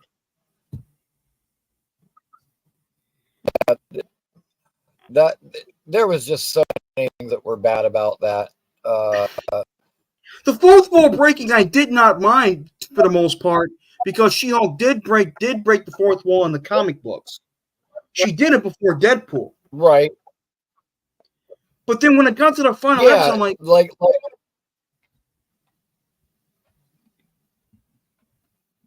when it got to the final episode, I'm like, what the fuck y'all doing with the fourth break now? I hated what they did with Abomination. I forgot to mention him. I thought Tim Roth was a great Abomination in the Incredible Hulk. No, you know what? He was a good Abomination, and but then after they got him like his comic book counterpart, I'm like, his look from the Incredible Hulk was not a problem to me. Yeah, but then they kind of tamed him down a little bit in Shang-Chi, and then even more so when it got to that show. And it's like, what are we doing He's here? Supposed to be one of the Hulk's greatest villains. Oh, and yeah. You do that to dude, I remember when I was I'm probably double your age, Charles. I'm a lot older than you. So I know, Ricky, I can tell. Some things, but dude, I remember when I was a kid, I got these things, and it was like a little small comic, like a little kind of square comic, and inside of it was like a 45 record, and you could put it on the record player and play it, and you could like kind of listen to audio of the book as you were flipping through it, reading it, which was cool because then you're reading a comic and it's kind of got the sound effects and the dialogue but one of them that I had that I remember that was like my favorite one was one where Hulk was going up against Abomination and the Rhino. And I remember that. I think it's still on YouTube. Yeah, that was really good. And there's just like weird things like that from my childhood that I remember, and that's I wouldn't call it weird. Well, okay, not weird, but like, I mean, dude, and it nowadays with everything being online and everything like that, like you're, a comic with a 45 vinyl record inside of it, sounds funny, but it was cool. I remember that. I remember reading about that in Hulk the Incredible God, where he took on the Abomination and the Rhino, two pretty solid heavy hitters. And beat them both. Yep. Yeah, that was awesome. And he was friends with Jim Wilson, who happens to be the nephew of the Falcon. Okay. He died, I think. If you don't remember, Jim Wilson was one of the Hulk's closest friends, other than Rick Jones himself. Jim Wilson is the nephew of Sam Wilson, the Falcon, who eventually becomes Captain America in the MCU and the comic books. And and I remember reading about him in Hulk the Incredible Guide. He died of AIDS. Oh, really? Yeah, and Sam Wilson, true story, the Hulk, under his professor persona, visited Jim Wilson during his dying days. And when Sam Wilson caught word of that, he gained a lot of respect for the Hulk. That's cool. Yeah, and he was willing to team up with him. Hey, Rick Kane, what's happening, buddy? He gained a lot of respect for him. And then when the Hulk went to the Avengers and he asked for some members to help him fight Onslaught, remember the big, powerful psychic entity from the mind of Xavier and Magneto, Onslaught, that powerful son of a bitch? Yep. Professor Hulk, he brought in the Falcon. He brought in Crystal, who's gone through like a gazillion husbands and boyfriends. Although I do like her as a character. You mean the one from the Inhumans? Yeah, the one that controlled the elements. Yeah, She's everything with Johnny Storm. Yeah, I was about to say she was with Johnny Storm forever. Then the Vision, who I really do like as a character, Hawkeye, and they all went to fight Onslaught. I remember reading that comic and it was pretty damn good. Really good artwork too. Man, I wish they would make a newer, better like MCU version of the Inhumans, because I heard the TV series was atrocious. That was awful, man. Like what they did to Triton, like he was a cool character in the comics and they made him just look ridiculous. It was. I heard Lockjaw looked good though. Yeah, Lockjaw looked good, but he was probably the only one. They did Black Bolt better in Doctor Strange too, from what I've heard, when they put him in the suit. Yes, how he got killed by Scarlet Witch was crazy. Remember that shit? She took away his mouth and he was about to shout. Away. That was awesome. That was actually an awesome scene. Dude, that's like, that scene was cool because like Scarlet Witch, it showed you how powerful she was because, dude, she went like full Thanos on the Illuminati and just walked right through them like they were nothing. I hope I was the only one that geeked the hell out when I saw John Krasinski as Mr. Fantastic. No, you weren't. You weren't. I wanted him to be Mr. Fantastic for the Fantastic Four movie. I still don't know how I feel about Pedro Pascal. He's a great actor. The reason why he sucked, he is. He sucked as let me speak. He sucked as oh God, forgot his name now. He sucked as Maxwell Lord, not because of his acting skills, because of the material he was given. Right. I think he's going to be given. I think he could pull off a great Reed Richards. I like Vanessa Kirby. I forgot who's playing Johnny Storm and Ben Grimm. You know what? Ben Grimm is Micro from the Netflix Punisher series, the guy that played Micro. Get out of town. Yeah. That's cool. Yeah. So that's actually really cool. Johnny Storm, I'm not in love with. They got the kid that was in Stranger Things the last season, and I think they did it just because he's so popular right now, but I don't think that he's necessarily right for that role. You know who I wanted to play Johnny Storm? Zac Efron. Yeah, maybe. I see. I thought they were going for like a little bit younger version of the group, like as far as age wise. And there's an actor.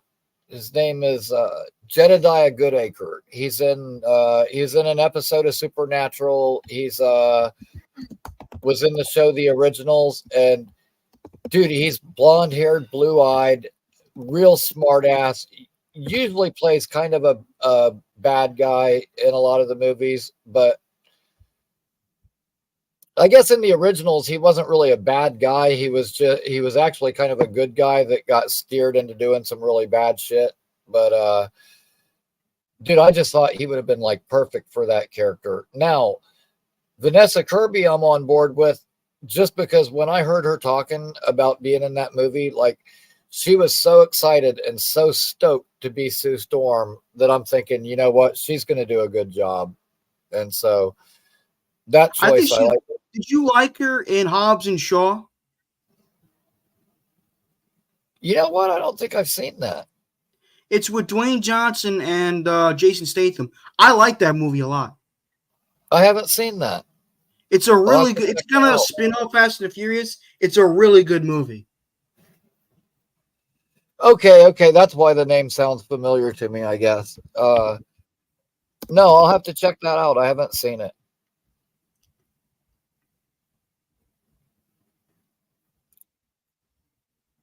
And for as far as Reed Richards goes, like the actor might not have been the greatest, but man, he really looked like Reed Richards to me. Was the guy that was in the first Fantastic Four movie. You mean the 2005 and 07 Ian Gruffeld? He was fantastic. Yeah, he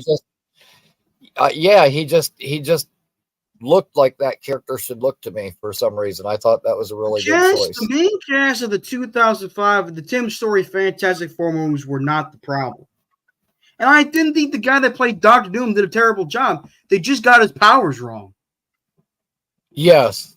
Yeah. That's one thing that I'm looking forward to, is I think that the MCU is going to do Dr. Doom some justice. Oh, they are. I have full confidence in that. But if you look at the main cast from the 2005 and 07 Fantastic Four movies, Ian Grufford was great as Reed Richards. Jessica Alba, I thought, did a solid job as a Invisible Woman. Chris Evans was phenomenal as Johnny Storm. And Michael Chiklis was the man as Ben Grimm. Yeah. And he grew up as the end of that character. Yep. And the funny thing is, no pun intended, he wanted Ben Grimm's to be in full makeup, not CGI. Right. And personally, while I respected and understood why Michael Chiklis felt that way, it was better off being CGI, because when he put on the suit, he felt all claustrophobic. Yeah. God, that just looked like it would be such an uncomfortable thing to try to move around in, especially doing action scenes in. But you know what? The action scenes in those movies weren't too bad. No, they really weren't. Now, the other Fantastic Four, the newer 2015. Don't you dare talk about it. I want to fucking just lose my shit over that 2015 film. The Michael B. Jordan one. Yes, with that movie's a piece of shit. It is, but I have to say, like, the Thing, even though he was like CGI and he kind of looked too CGI in a way, he don't look too bad to me. The fact that he looked like a pile of rocks, like you could see the texture on the rocks, like it looked really good. I don't think it was the look of it. I think it was just the way that it moved, maybe, that was a little bit janky for me. But that movie was so bad, though. It was so bad. It was so bad, and they, oh god, they just did too. They did too many things. The cast wasn't the problem; it was the writing that was so shitty. Oh, you know what? Now that I think about it, the guy that played the father, Michael B. Jordan's father. I forgot his name. He was a great actor. He was in Luke Cage. Yeah, I was about to say he was Luke Cage's father too. I just now made that connection, like as we were sitting here talking. Which, dude, I've been watching those this week. going back and watching all the Netflix series. Michael Coulter, I thought, was a very good Luke Cage. Yeah. I just got done watching Luke Cage again, and now I'm on to Daredevil again, and I'm like right in towards the end of the Daredevil, where the second season with John Bernthal's Punisher. So John Bernthal's Punisher made me kind of understand the Punisher more, because early on in my youth, I didn't really care about that character too much. Right. But I didn't despise the character, but I never really got into him. Like, I enjoyed his appearance in the 1994 Spider-Man animated series. I enjoyed the 2004 movie. Ray Stevenson, man, his soul recipes. Punisher No Warzone, I didn't think was that great of a movie. Right. I still laugh my ass off though when he kills a fat guy taking a shit by blowing his head off. Like, literally, there's a scene where a fat guy's taking a shit and Punisher goes, and I'm like, oh my God, damn, Frank, no mercy. Yeah, well, you know what? I was about to say the no mercy aspect, like the John Bernthal Punisher, like really drives that home with like how violent it is and how many people he takes out. Like that scene where he's in jail. In the prison where he's killing a bunch of guys. Yeah, that I was about to say, the scene where he's in jail and Fisk tries to set him up and have him killed, and instead he just everybody. That scene is awesome. Did you see? Now we're going back to the Thomas Jane pun. Did you see the fan film Dirty Laundry, where he beats the shit out of? There's a scene in the action doesn't really start when Thomas Jane comes in. Ron Perlman plays a convenience store worker, right? And Thomas Jane orders a bottle of Jack Daniels. You know what Jack Daniels is, right? Alcohol. Goes outside, sees the street gangsters, and he fucks their shit up, beating their asses with a bottle of Jack Daniels. And my God, and he says it's like 12-year-old kid who was about to get beaten to death by a grown-ass man, as well as a prostitute, who was also getting beaten to death by those men. Thomas Jane, though, takes out the bottle of Jack Daniels, pours it on the lead guy, opens up a ladder, pulls it down on the ground. The hooker comes in, drops it on the guy.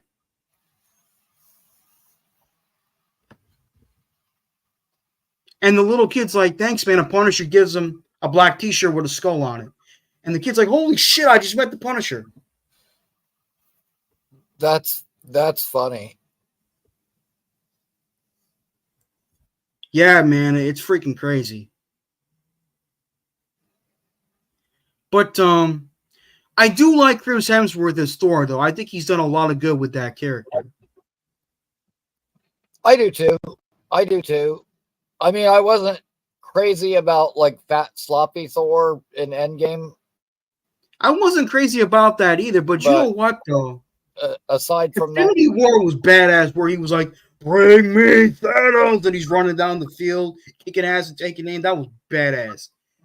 But my favorite Thor fights, and this may be a controversial one, was from the first Thor movie where he got the power, goes to retrieve his hammer, and he beats the shit out of S.H.I.E.L.D. agents.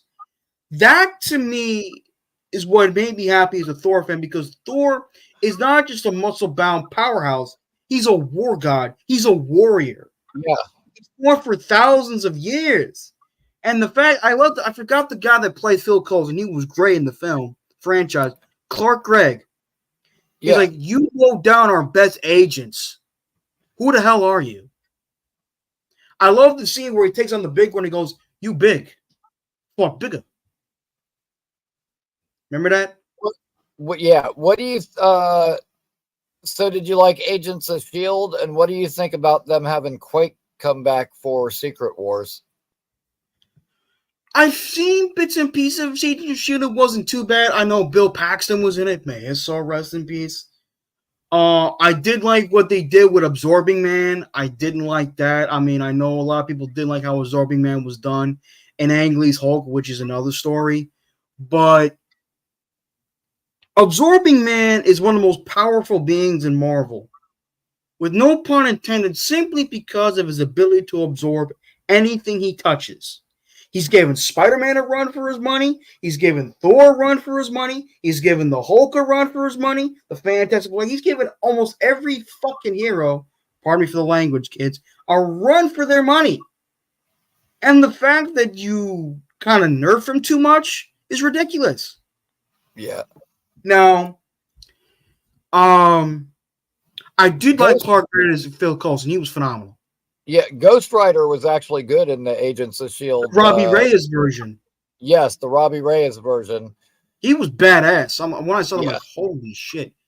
Now, true story, I know this is before there, we're talking about Marvel in general, but my first exposure to Ghost Riders through the season 1 of the 1996 Incredible Hulk animated series in the episode Innocent Blood.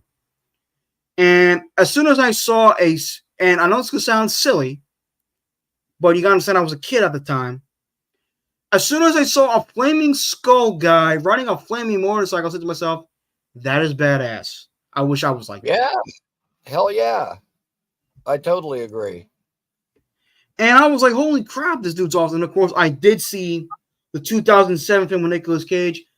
I know it wasn't great, but I thought it was a fun film. Blackheart sucked. Yeah, well, the first one was okay. Second one was garbage. The second one was bad. Yeah. Eva Mendes was hot in that movie, though, in the first one. Yeah. She was great in that film. Sam Elliott was great in that movie, too. I love the scene where he kills the sand dude. Like, they try to crush him with a truck. He comes out, punches the dude in the face, and he burns the dude alive by... That was badass. I also love the scene where he transforms in a jail cell, and he turns around and looks at the black kid, you innocent. I was like, that's awesome right there. Yeah. And then... That was a good scene. But there were quite a bit of good scenes in the movie. There were. I know it wasn't great, but it was fun for me. I don't know if it's on Disney Plus. I think it is on Disney Plus. I could be wrong. But I remember just being a fan of Ghost Rider. I read a little bit about him in the comics, especially with Spider-Man. I don't think it is on Disney Plus now that you mention it. That's one of check. the few that I don't think is on there right now.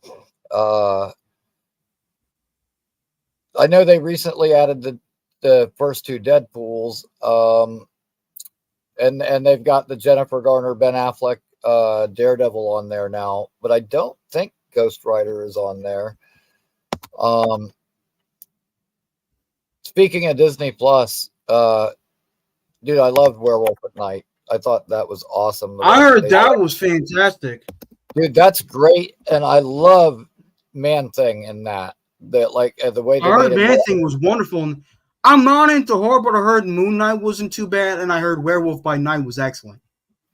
Werewolf by Night is awesome. You haven't seen it yet? I'm not really into horror unless it's action-packed. I mean, I did read a little bit about the character. I think his name is Jack Russell, I think. Yeah, dude, it's only like maybe 40 minutes long. It's just the one, show. It's not like episodes that you have to go through. Dude, you have to watch. Yeah, you have to watch it. It's fantastic. The way they filmed it looks so good. Was it in black and white? Yes. Except at the very end, like there's a very end scene with Jack and Man-Thing sitting there talking, and it kind of phases into color for a second. Okay. That was my daddy. He wants me to get off soon. I was about to have to go anyway, but dude, yeah, do yourself a favor, especially since you have Disney Plus. Check it out. It's not as much horror as you think. Like, I mean, I'm assuming that you watch the Blade movies and stuff. I love that. So I'm still gonna watch Blade 3 in its entirety. Anyways, it was great talking with you, Ricky. God bless you, and let me know when you want to do the Deadpool and Wolverine movie review and spoiler discussion. Okay, probably later sometime this week, and I'll send you a message on Discord and let you know when my days off are, and we'll figure it out. No problem, man. Thank you, and God bless. All right, man. Have a good night, Charles. You too. The studio. Oh wait, stay.